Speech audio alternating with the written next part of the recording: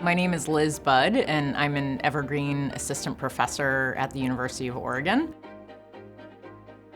The name of our project is Oregon Saludable Juntos Podemos, and it's a project that's funded by the National Institutes of Health through a mechanism called RADx Up, which stands for Rapid Acceleration of Diagnostics for Underserved Populations. Latinx communities across the United States, including the state of Oregon, were experiencing higher rates of COVID-19 cases, hospitalizations, and deaths compared to non-Latinx white community members. The effort to address this public health problem began in the summer of 2020.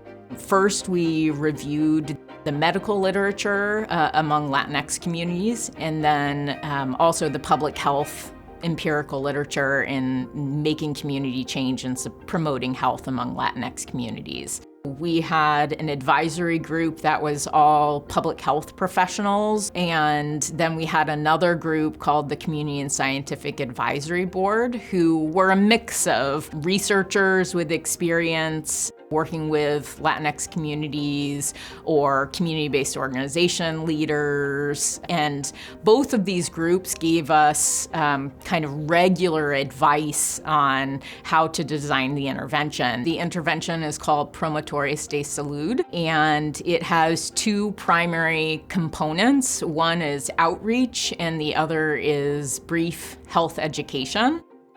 This health education was culturally tailored and trauma-informed for the Latinx communities across Oregon. It was also delivered by promotores, who are akin to community health workers.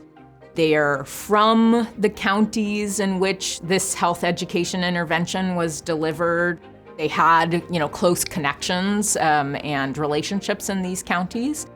They were also bicultural, bilingual individuals. They also, leverage their existing relationships with community-based organizations, schools, churches, markets, etc., to advertise the testing events.